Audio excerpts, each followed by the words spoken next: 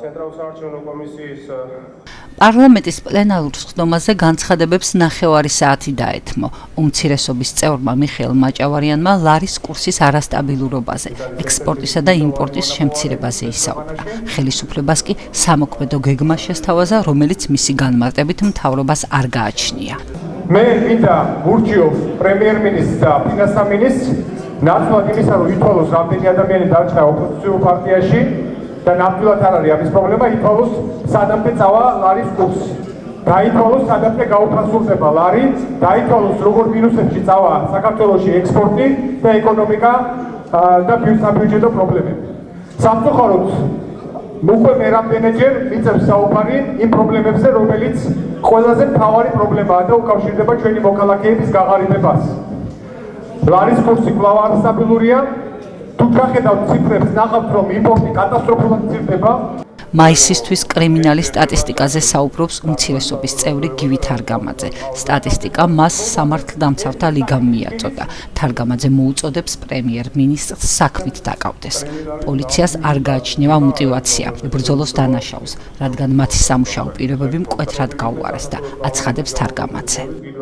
ეს არის სამართლდამცავთა დაცვის ლიგის მიერ, ანუ პროფესიონალი პოლიციელების მიერ შექმნილი სტატისტიკა და უბრალოდ ჩამონათვალმა წესით ეხლა მაინც უნდა გამოგაცოცხლოთ ამ მიმართებაში. 2 მაისს თბილისში ვაკის რაიონში დაკავშირებულია პროკრედიტ ბანკი. 3 მაისს შუახევში 25 წლის დავითაძის კვლელობა და 2 პირის დაჭრაში პოლიტპატიმრის სტატუსით გათავისუფლებული პირია ბრალდებული. 7 მაისს სოფელ ყულისყარში გაუგონარი ვანდალური ფაქტია ჩადენილი, კერძოდ გარდაცვლილი ქალბატონი ამოთხრელი და გაქურდულია საფლავეზე. 13 მაისს ზესტაფონში დაკაჩაღებულია ყოდაკის ოფისი და ლომბარდი. 13 მაისს ბაღდადის რაიონში სოფელ ოფთაში დაკაჩაღებულია და წამებით მოკლულია 80 წლის ქალბატონი. 13 მაისს თბილისში, კერძოდ გდანში დაკაჩაღებულია ლიბერტი ბანკი. თბილისში დაკაჩაღებულია ბრიტანელი ჟურნალისტი, გახშირებულია კრიმინალური სამყაროს ლიდერების უხეში ჩარევა ბიზნეს საქმიანობაში, ასევე ტოტალური ხასიათი აქვს ხვილფეხა საფულის ქურდობას, რადგან სოფლის მოსახლეობა მკვეთრ უკმაყოფილებას გამოხატავს. ამას დაემატა 25-ის შემდეგ უკვე 18 წლის ახალგაზრდა კვლელობა ნუცუბიძეზე, ამას დაემატა გუშინ უკვე ცნობილი გინეკოლოგი საკუთარ სახლში დაჭრა და ის მდგომარეობაში არის ეხლა და მე კიდევ ერთხელ სპეციალურად ვცდილობ ეგრე მოვახდინო თქვენზე შთაბეჭდილება. უმრავლესობის წევრის ნუკრი ქანთარია შეფასებით წრევანდელი 26 მაისის მთავარი გზავნილი იყო ის, რომ საქართველო მშვიდობის მოყვარე, თავდაცვაზე ორიენტირებული ქვეყანაა. როგორც დეპუტატმა განაცხადა, სამხედრო აღლუმებზე იარაღის ჟღარუნს პაროდიის სახე ჰქონდა. წლევანდელი ღონისძიებები კი შინაარსიანი და ტევადი იყო. 90-იან წლებიდან დემონსტრევარ მონაწილე მოწმე ძალიან ბევრი 26 მაისისა, რომელიც ჩატარდა.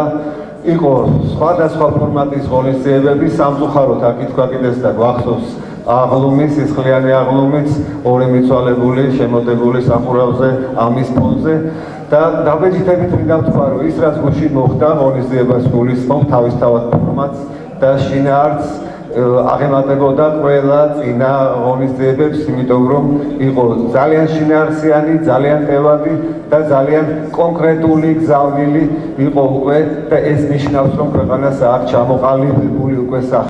26 მაისი ის დღეა, რომელმაც აავსო მოთმინების ფიალა. ხალხმა 2012 წლის 1 ოქტომბერს პანღური ამოარტყა ნაცხრობას და პოლიტიკური ლიდერიანად სანაგვეზე მოისროლა. განაცხადა უმრავლესობის წევრმა კარლო კოპალიანმა. კოპალიანი 2011 წლის 26 მაისის გამოძიებასა და დამნაშავების დასჯასაც მოითხოვს. მე 26 მაისზე მინდა შეგახსენებთ, რომ მსგავსი საქართველოში არასოდეს არ უნდა განმეორდეს და არც ეს 26 მაისი არასოდეს არ უნდა დავივიწყოთ. მხედველობაში მაქვს 2011 წლის 26 მაისი. ჩემთვის თქვენ ვერასოდეს ვერ იქნებით ოპოზიცია. და მე თუ ეს იგივეა, მეძავმა პატიოსან ქალს პატიესნება დაუწუნოს, ქმართან რატომ წვევიო? ოპოზიცია პირველ რიგში მართლ ძალაზე ხელისუფლებაში არსებულ ადამიანებს უფრო სუფთები და პატიოსნები უნდა იყოთ. თქვენ კი დამნაშავეთა პარტია ხართ თუ სექტა არ ვიცი, რომელთათვისაც უცხოა ადამიანობა, ქართველობა, თავმოყარეობა, პატრიოტიზება, ღირსება, წმენა, პატრიოტიზმი, თქვენთვის მთავარია ყოველივე ქართული ზამოძირკვა. რაიონებში მოსახლეობის პრობლემებზე საუბრობენ უმცირესობის წევრები გიორგი ვაშაძე და გიორგი თევდორაძე.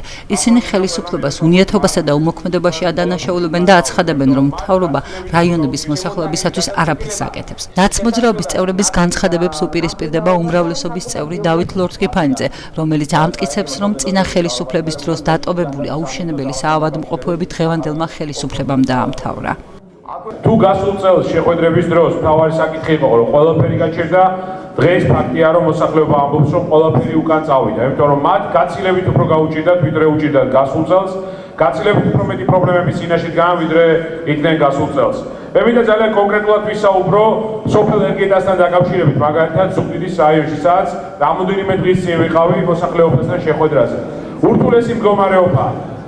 კითხვას, რომელსაც ყველა ჩვენ შეხვედრაზე უსვამთ მოსახლეობას. ეს არის 2012 წლის 1 ოქტომბრის შემდეგ. თუ გაკეთდა რაიმე მათ დასახლებულ პუნქტში, მათ გარშემო, თუ დასახლდნენ მათი ახლობლები, ან თვითონ თუ იშოვეს სამსახური. და სამწუხარო ფაქტია, რომ სულ 100% შემთხვევაში ჩვენ ვიღებთ არას. იმ პირობებში, როდესაც კოალიცია ქართული ოცნების ერთ-ერთი მნიშვნელოვანი წინასაარჩევნო დაპირება გახდათ ის, რომ ადამიანი ეს არის თავარი ღირებულება, სწორედ აი ამ ადამიანების ოჯახური თუ პირადი მდგომარეობა თითქოს უფრო ძიმე და ძიმე მდგომარეობაში შედის და ბევრი მათგანი თუ იმ შეხვედრების მიხედვით ვიჟღერებთ, რომელიც მე და ჩემს კოლეგას სურამ ელიქიშვილს ჰქონდა რამოდენიმე დღის უკან ხარაგაულში, ბევრი მათგანი უკვე თვითმკვლელობაზეც ფიქრობს.